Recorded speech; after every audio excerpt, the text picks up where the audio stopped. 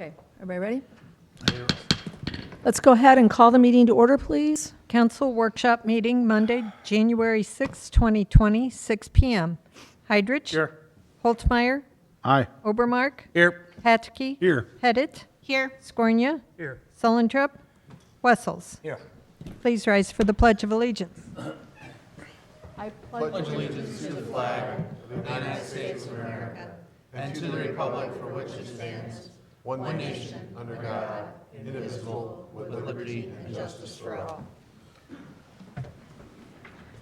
the committee members answer if they have or have not read the minutes of the meeting dated December 2nd, 2019? Heidrich. Aye. Holtzmeyer. Aye. Obermark. Aye. Patke. Aye. Pettit. Yes. Scornia. Yes. Wessels. Aye.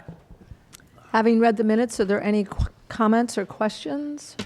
Any corrections? I'll make a motion. Second. We have a motion by Patke, seconded by Pettit, to approve the minutes from our last meeting dated December 2nd, 2019. All those in favor signify by saying aye. Aye. Opposed? By your vote, you approve the minutes. Thank you. Report of department heads, street, landfill track loader recommendation. Good evening, council. We spoke about this a while back, about a new high lift for our landfill. One thing I don't think I brought up, we did have this budgeted for next year, so this is going to be a pull forward, so it will not be on next year's budget. We're basically going to replace our oldest one that is at the street department, and we're going to trade it in. The one from the landfill will go to the street department, and the new one will go to the landfill. The one at the landfill runs 6 days a week, 10 hours a day, nonstop. It is our number one piece of machinery out there, and I can't afford to have it break down, so we want to put our newest stuff out there. The other ones, the older one is getting old. An undercarriage costs about 25 grand if it goes out on us, so we want to get it out of our fleet. At the same time, we're going to be trading in our old D6 dozer and our old road grader. Both those pieces of equipment don't get used very often. The D6 wasn't used for 4 months, and we used it the other day to try to jump off a piece of equipment. That was the only purpose for it. So it's nice to say it's great for a backup, but anytime we bring it in the trash, it just drags the trash everywhere and just makes a bigger mess than it does any justice. So doing that tonight. So do we still have a compactor out there to We the do. landfill? Yeah, remember we had our compactor rebuilt? Yeah. So, yeah, it was chugging along good. All right. While I'm up here, we finished our leaf pickup. We had 4 temps working for us. We sent 2 of them home. We still kept 2 of them. We're going to run them this week, and they're going to be helping out at our recycle center, get caught up on our cardboard from the Christmas rush. Also, we are in the middle of doing Christmas trees. My crew said they hit all the streets today and got all the Christmas trees picked up except the one that I've been looking at in my neighborhood. So, and then we will be taking Christmas decorations down tentatively Thursday night, depending on the weather. This new crawler we're getting, is it gonna be a rubber track? I'm sorry? Is it gonna be rubber track? No, it's a track loader. I live. We demoed a John Deere and we demoed a Cat. We have Caterpillar equipment out there. The Cat was nice, the John Deere was nice, but about $130,000 difference, it ain't worth it. A significant price difference, no doubt, but the John Significant. Deere is sufficient for what you need. Yeah, yeah.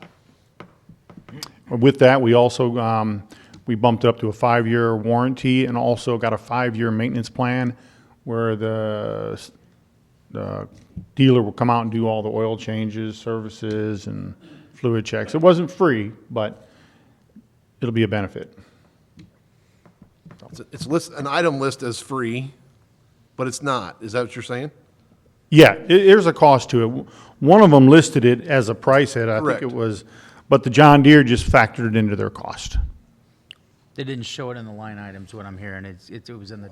I understand that, but I guess, and that's great. I'm not saying anything's wrong here. I'm just saying the 255 price is included with the warranty. The others, we're talking 295 plus the 65, 85,000. Yeah, That's definitely significant, so. yep. Any other questions, comments? Need a motion to move it to council, forward it. Entertain a motion? I'll make a motion. Second.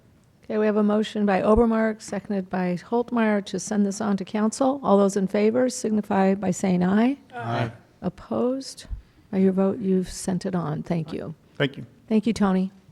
Parks and Recreation, dog park fencing recommendation.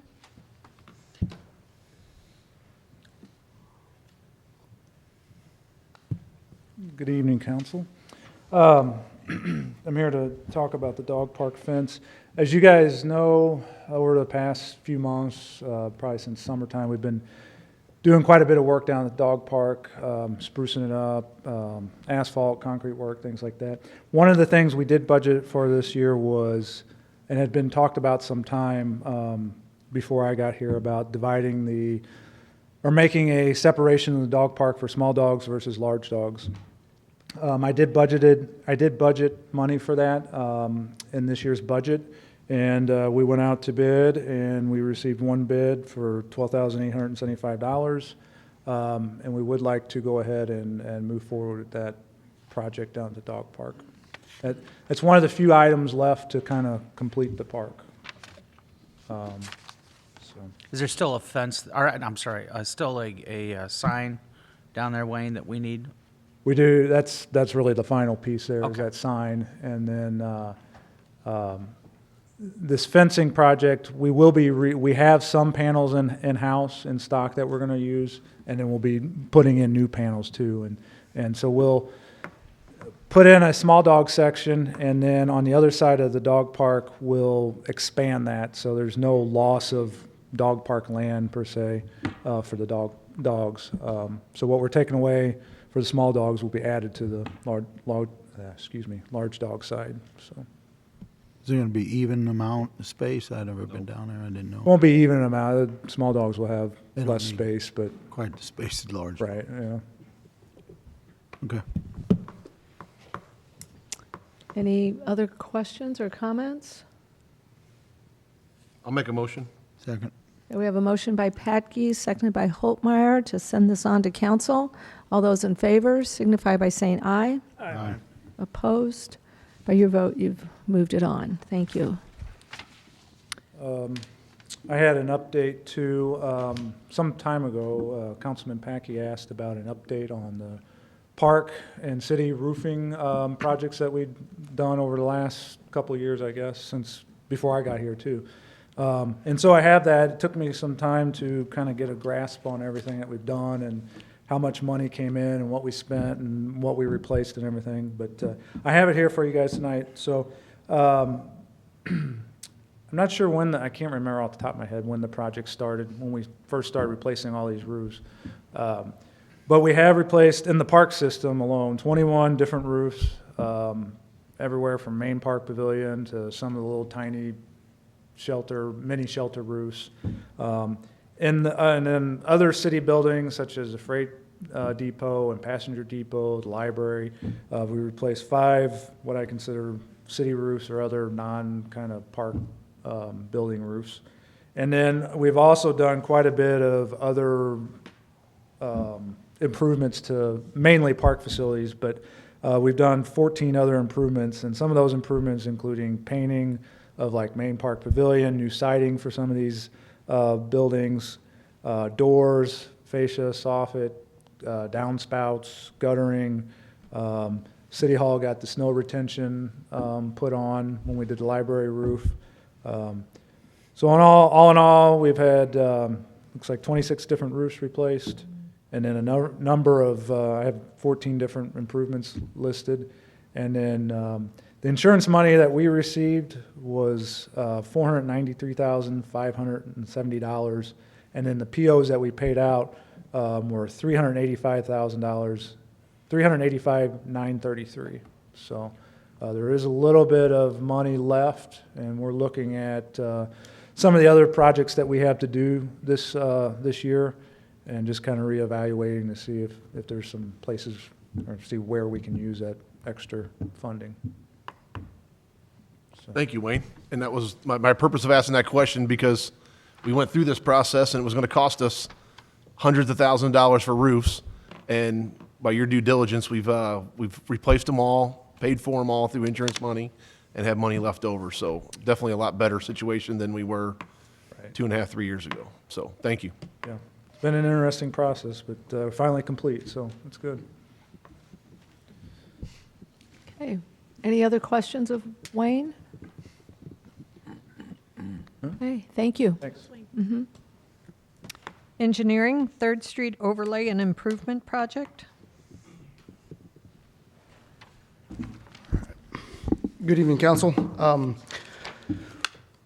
On the agenda, on the council meeting agenda later this evening, you'll see a contract with Cochran Engineering to be consultant engineers for our Third Street Overlay project. That is an STP 8020 project that repaves and redoes all the curb and gutter and sidewalks on Third Street from Jefferson to Highway 47. It's a pretty substantial project.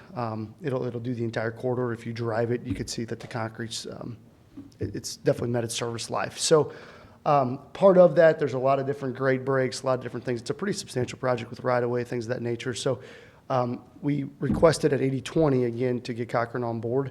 That contract amount is set for almost $60,000, $59,963.81 for the design and bid documents, and then another $39,655 for the construction phase, which is the testing and that type of stuff. That is eligible for 80/20, so you pay 20 cents on the dollar for that as well to get that done. We will be working side by side with them on completing that. One component of the project you may see is Third Street actually gets fairly wide once you kind of get past Market and head to the east. One thing we may look at doing, it's about 42 foot wide.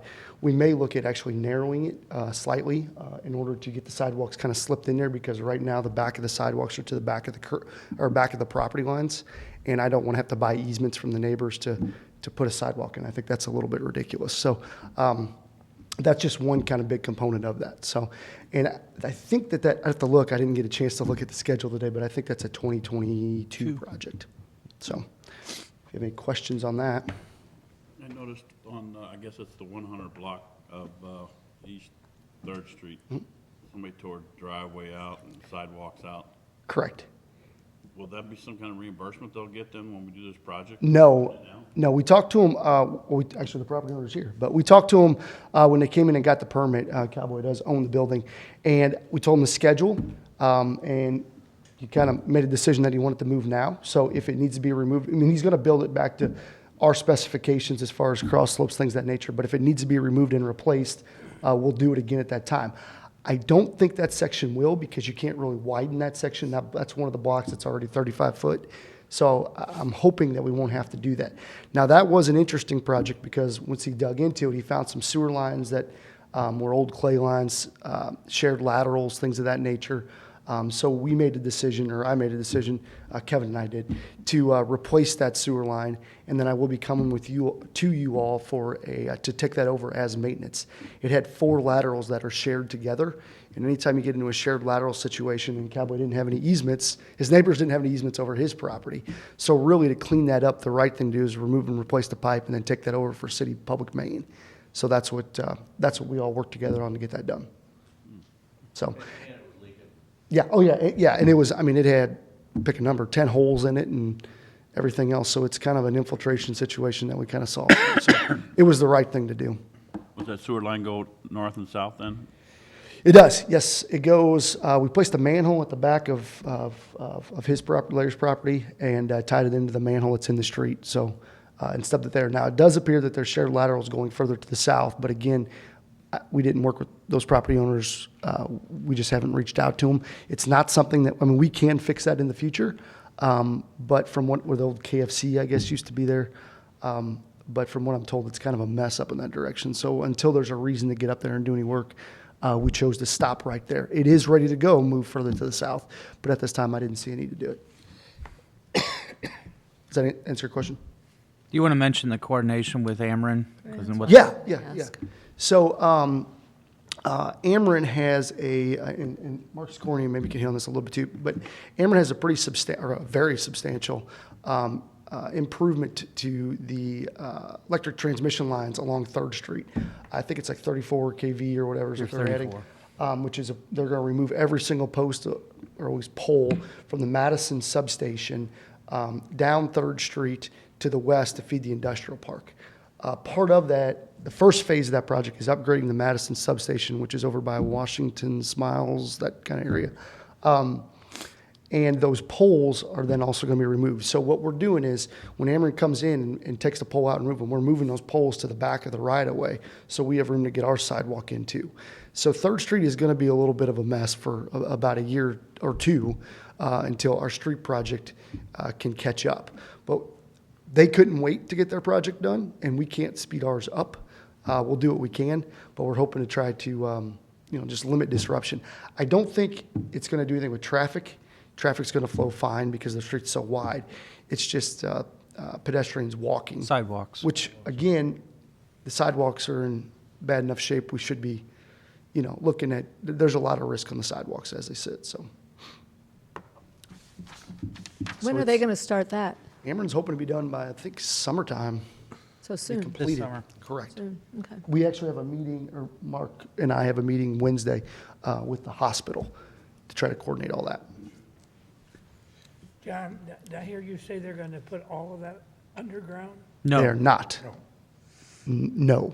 they're going to replace poles for the 34 kV, I think, in support of that along the streets. Which again it's really good for us because they can then shift those poles to the back of the right of way, and they call them alley arms, so they actually hang out over the street rather than where you have a pole sticking up with, wires on both sides. They actually stick out over the street, which then gives us room to get our sidewalks in and make everything ADA compliant.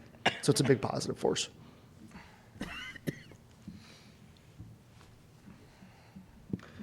And while I'm up here, I wanted to brief you on another kind of emergency project. So Wayne was finishing up his, sorry, you're over here, was finishing up his, when the trail, on the west side of the trail, it was a grant. So the grant people were in town doing their final inspections, and we were walking the trail, and we noticed that the concrete slab that goes over the old St. John's Island Bridge, which is right before you get into the loop of the trail, we noticed that the hillside along that culvert actually sloughed off with the high water this summer.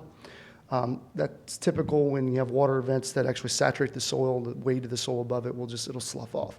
So there's about 5 feet, 6 feet maybe of that slab that's kind of cantilevered over with no support. There's no rock underneath of it. There is no cracks in the slab, the concrete slab. I'm not concerned about safety of people walking on it, but we do have some concern regarding equipment, and we do have to get that thing shored back up again. So in conjunction with Wayne and looking into it, and I was talking to Cowboy if he had any equipment available that he could mobilize fairly quickly, A, being a track hoe, and B, some concrete equipment to get in there to kind of shore that up. We are looking to start that tomorrow. What it will be is it'll be a closure of the trail for approximately a week, depending on weather. We're going to get down there, basically dig everything out, all the muck, all the debris. There's quite a bit of woody debris, trees and things that actually are up against it that have to get removed and hauled off. And then we're actually going to pour some footings in and tie rebar into the old culvert, and then pump concrete in it to fill in all the voids as a permanent fix. Like I said, we don't know what we're going to get into, though. That old culvert was built in 1929. I did see some old concrete kind of in the flow line of that old culvert, so I don't think we're going to find any cars or anything in it, but it is a little bit of we need to get some equipment in to start digging around and see what we have. City crews are hauling all the rock, and then we're going to be providing dewatering, pumping, things of that nature starting tomorrow. So I think the trail, it's already been notified on Facebook that the trail is going to be closed until we can complete that. We have a not to exceed contract of $15,000. So we're going to be paying them essentially on an hourly operator and equipment, operating equipment, and it does come out of the stormwater fund. It is We a are stormwater requesting project. your approval to go ahead with the emergency fix because it is something that needs to go ahead and have our attention. Coming out of stormwater. Excuse me? Coming out of stormwater? Yes, It is coming out of stormwater. and yes. It does, with that culvert being there, that culvert does have some issues. The only other solution that we had, the major solution is to completely remove and replace and put a new box culvert in, which is not feasible as far as costs go for a pedestrian trail. So we just need to get this thing shored back up. Make a motion. Second. Okay, we have a motion by Holtmeyer, seconded by Hydrich, to approve the emergency expenditure to repair the crossing at on the West Trail. All those in favor signify by saying aye. Aye. Opposed? By your vote, you approve the expenditure. Thank you. Thank you all. And the last thing I had, give you a quick update on refuse, recycling, solid waste collection. We are doing a couple interviews with a couple of the short list of the haulers. We did get 4 interested parties, and there were 2 of them that we did get in here, or we are getting in here to do interviews. We did the first interview last week, and the second one I think is Thursday. Wednesday. Wednesday at 3. It's Wednesday. So hopefully, after that's done, we'll have a recommendation by the solid waste subcommittee and staff to bring forth to you at the next council meeting. And then we're hoping to, whatever comes of that, but have a potential ordinance in front of you by the second council meeting in February. So there'll be plenty of time to kind of digest of, kind of what's going on. Some things that are still have to get worked out. The current proposal had every other week recycling collection. Every other week, you do get a 96-gallon bin, which current bin is, I think, like 15 gallons, so you can kind of see it's quite a bit bigger. Cardboard would be included in that curbside, which is not, you do not have that option today. We're looking at the potential for substations. We're looking at, does it need to be every other week? Does it need to be 1 month as a cost-saving measure? So there's just a lot of things moving to nail down kind of what really we can, the right thing to do financially and the right thing to do to get the citizens the best option on their recycling. Trash collection will not change. Running the same routes today as we will be when we, if and when we implement this. The other thing that we should make sure that the residents out there are aware of is the fact that everyone will receive a recycling bin. So it's, right now, I think it's a voluntary thing that you come You have to go to to Public Public Works to go ahead and get your 15-gallon tub and put it in front of your house or wherever you get your trash collected, et cetera. This would be the bids that we receive. They automatically provide you with an enclosed 96-gallon dumpster. So, And our current trash cans can still be used. absolutely. There's no, Yes, there's no mandatory Correct. purchase on any resident. That's very important. There is no change or there's no change on how you collect refuse. So the only approved container that we have right now is the Toter brand container. That container is still valid if we go to contracted collection. Nothing changes. And I would, again, hope that everyone's taking advantage of that great opportunity to do that. So Any other questions or comments? there'll be a lot, and there'll probably be a lot more questions on that. So we'll have an opportunity for more question and answers at the next meeting, next council meeting. We will probably have another one at the first meeting in February. Our goal is if we can iron everything out, we would have a contract in place, or at least for it to be voted on by council at the second meeting in February. And you could possibly, if we go down that path, then we would have possibly June, Yep, probably early summer, late early spring, summer, they would go ahead and be able to take over. If There'd that's be the a route we go. transition. They also have at least one of the groups we talked to has some marketing opportunities so that they can go ahead and get that out to the general residents if they have questions with regards to the pickup, et cetera, or anything else that they may have questions. So, like I said, we've got a second interview on Wednesday, so we'll see what they have to offer us as well. It is a 5-year contract, and it is a it's a frozen rate over that 5 years. So there is no escalator, essentially, over those 5 years. So the rates are essentially frozen other than other users coming on board. That's all part of There it. will be very little difference to the residents. Like even the billing is going to be, Yeah, the billing, the billing will be identical, everything will be, correct, your bill will still come from the your city. bill will be exactly the same. It won't look any different than what you get now. The only difference is, rather than us manage our own equipment and our own people, we write a check. Is really the only change that happens.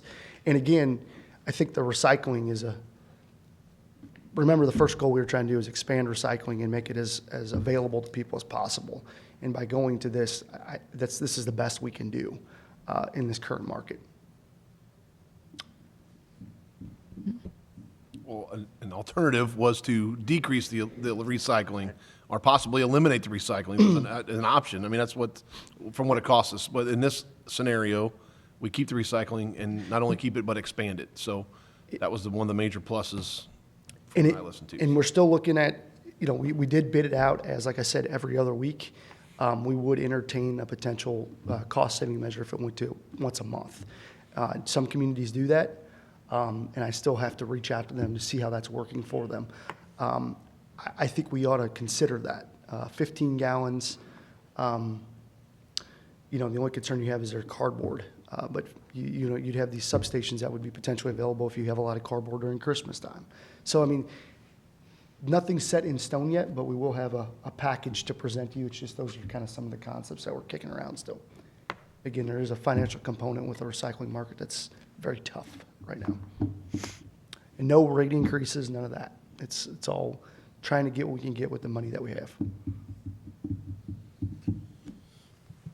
Any questions, comments? Thank you all. Okay. Hey, John, can I Thank ask? you, John. Kevin's not here, right?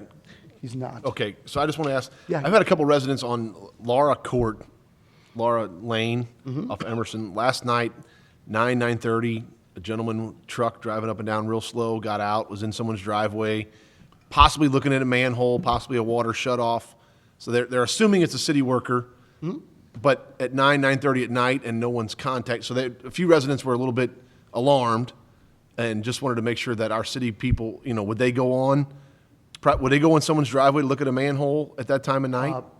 Potentially. I mean, I don't know I'm sitting here, I don't know what utilities we have, and I did Okay. not see if there was. So you don't know of on-call. anything that happened there last night? I do not know if there was an Okay. on-call call-in last night. All right, Nope. I'll find out from Yeah, I apologize. Kevin. That's all right. No, I just want to, people are asking me, and I just wanted to follow up, and if it's not a city worker, then they have a possible intruder that's in their driveway, so. Well, We'll find out. we do have areas in town where there's manholes, obviously, in backyards. Correct. And water lines and things of that nature, and breaks do happen in backyards. Typically, we would knock on doors, even if it was late at night like that. We'd try to reach out to That's what someone. I tried to tell them, But- it would be protocol. I am not aware that we had any issues late last night. We had a water main break today in the afternoon, but I'm not aware. It doesn't mean that I Right, I wasn't understand. notified of one. Okay.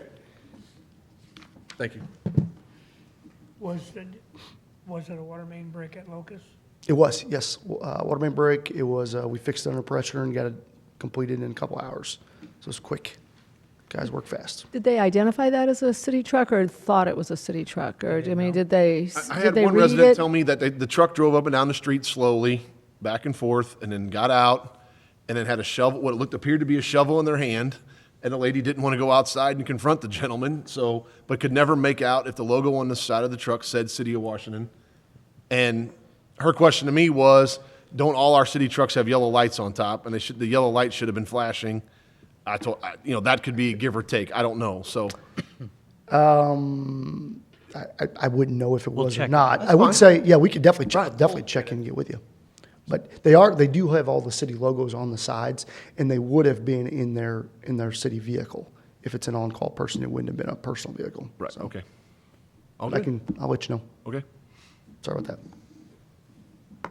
Anything else? Okay, thank you. Could we go back and get a motion on the Third Street Overlay and Improvement Oh, Project? we didn't get a, I'll make a motion. Second. Okay, we have a motion by Pat Key, seconded by Holtmeyer to approve the Third Street overlay, send it on to council for approval. All those in favor signify by saying aye. Aye. Opposed? By your vote, you sent that on. Thank you. Any other department heads?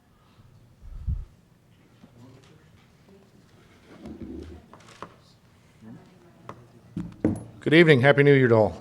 Thank you. If you're in the scanner world, you may have noticed the fire department numbers aren't what they were. We changed numbers January 1st. We standardized with Region C in the metropolitan St. Louis area. We were the last department in about 7 counties not to have a standardized numbering system. So the fleet is now numbered standard with the rest of the fleet. So if you hear the different numbers, we're 81, so it'll be 81 something. So that's what we've done. I can bring my scanner to you? To what? I can bring my scanner to you? You can listen to the same frequency for now. That's going to be Lisa's problem here shortly to change the other frequencies. That's a whole different problem. But if you hear our numbers are different. We didn't get it set up in this one, but prior to the next council meeting, you'll be seeing a number of items coming through the fire department. One will be 6 sets of gear, additional sets coming out of our normal budget. Because it's over 10,000, it'll be coming out, so it'll be 13,000. I'll have a letter to Darren for that, to have that approved. Another one that's coming to you as well is, we just finished up the numbers on it recently. We received a grant through the Fire Protection District for a little over $300,000 for new SCBA. As you recall, back in September, we went to bid for those. Out of the capital improvement tax, there was $250,000 allocated. I'm happy to report, rough numbers, we're only going to be spending out of that $250,000 about $67,000, and I hope to not spend quite that much actually, with a net savings out of the capital improvement of $182,000. So the city will be paying a portion to the district the district's paying the whole bill, and then the city will reimburse the district for the city's portion of it. A part of that, we're buying some testing equipment. We've always maintained our own SCBA testing of the self-contained breathing apparatus. We do the actual testing. We can bring a vendor in to do it. I did the math. In about 4.5 years, we pay for the equipment, and the equipment's got a 15-year life. So we do all of that testing in-house and maintain that. If anything breaks, we can test it right away. And we're also buying another piece of equipment that we currently don't own for properly making sure the fit test that our respirators fit properly, and we can use that for other departments such as streets or whomever else may have a respirator that needs respiratory protection. So I'll be sending that over as well for the next council meeting. Finally, there will be another thing coming up. Presently, the city is spending about $68,000 annually on fire alarm monitoring. Each fire alarm system has 2 phone lines to it, 2 AT&T phone lines. And AT&T is pushing out the POTS line or plain old telephone system lines. Presently, the city's paying $222 a month per line, and each fire alarm system has 2. You take that times, somewhere between 10 and 12 systems in the city. I'm trying to get the exact count. But I believe it's 11, but I'm using 12 as the number. But all in all, you're paying presently $68,000. We went out and solicited bids back in September, went to 5 different fire alarm companies, including one locally, one in Earth City, one in Maryland Heights, one in St. Peters, and one in Fenton. And the one in Fenton, ABF, was the low bid at a little over $11,000 at switching out all the systems. And then the monitoring per monthly would go down to $65 a month. It's going to a cellular system for all the facilities except communications, building, public safety. They monitor their own. All told, the city will be saving somewhere between $45,000 and $48,000 annually on the switch out. So that'll all be coming to council at the next council meeting as well. Very good. And that's all I have. Any questions of Tim? So no more Car 100, Steve. Thank you, Tim. Good evening. I have your answer on Laura. Number 3, Laura Lane, call out, sewer backup. Okay, It goes through dispatch. okay, good. So I sent a text. Okay, good. So that's what that was. So it was a city worker, that's all that really Yeah. matters to me, so for them. Yeah, so. number 3, Laura. Good. All right, just a quick update about the radios. I've delivered most of the radios. I still have 22 radios for the fire department in my office. He can come and get those tomorrow. Then somebody from the fire department can come and get those. And then the week of Christmas, we did get the delivery of all the mobile radios. So a lot of them have been delivered to the fire department, and then some of them are sitting in my office. I already spoke with Chief Frankenberg. The company's actually going to be doing the installs up at fire headquarters since they have bigger room. And then we can get more fleet vehicles in at one time. They're going to have about 5 installers when they start doing the mobile radios. So we should see that stuff moving forward quickly, hopefully. So that's all I had. Any questions of Lisa? Are you fully staffed? Yes, Steve, I am. Awesome. That's usually a question he asks. Nice. You were just getting on that, or? Yeah. What was the question? Yes, I am. Have been since November. Wait till she sits down and then you can. What are you going to ask now? Okay.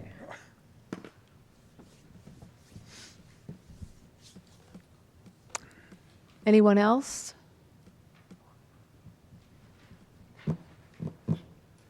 Good evening, council. Just wanted to update you a little bit. One thing I wanted to do is reach out to all our partners who coordinated with the funeral procession for Alec Ingram. There was a great deal of inter-department cooperation, basically touched every department within the city. And then all of our outside agencies, such as MoDOT, Missouri Highway Patrol, Franklin County Sheriff's Office. We had other municipal police departments. So there were a lot of outside agencies that came in to help and coordinate that with a large amount of vehicles and get that all done without, give a good tribute to that young man according to his wishes, without making a major impact to the traffic of our community. So that went real well. Just want to let you know about that. Our quarterly safety committee meeting will be Thursday on the 16th. Pleased to report the overall incidents and injuries were down last year, so a 3-year comparison. 2017, we had 20 injuries, 12 accidents for a total of 32 incidents. That was 2017. 2018, we had 23 injuries, 15 accidents, and 38 total of injuries and accidents. For 2019, we were down to 10 injuries, still had 15 accidents for a total of 25. Thank you to the department heads and the employees for working safely and reducing those numbers. While we don't have written confirmation at this point, it appears for the first time in several years, the city will receive its rebate for workman's comp, which is a percentage of the total premium.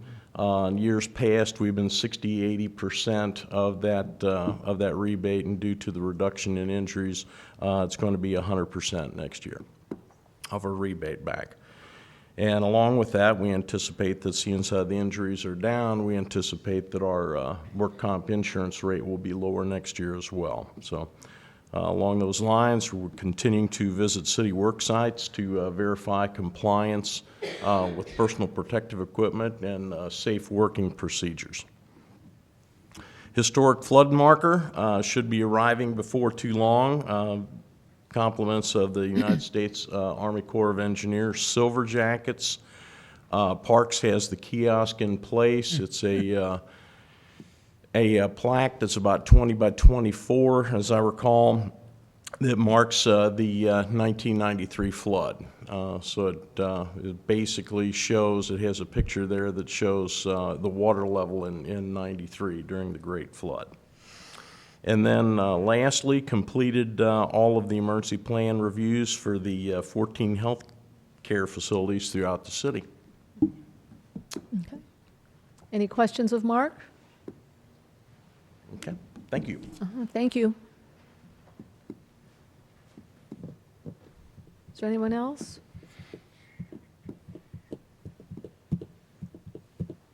Okay. Council comments? Any comments? Happy New Year. Happy New Year. Okay. This will entertain a motion to adjourn. I'll make that motion. Second. We have a motion by Holtmeyer, seconded by Pettit, to adjourn the meeting. All those in favor signify by saying aye. Aye. Opposed? By your vote, we are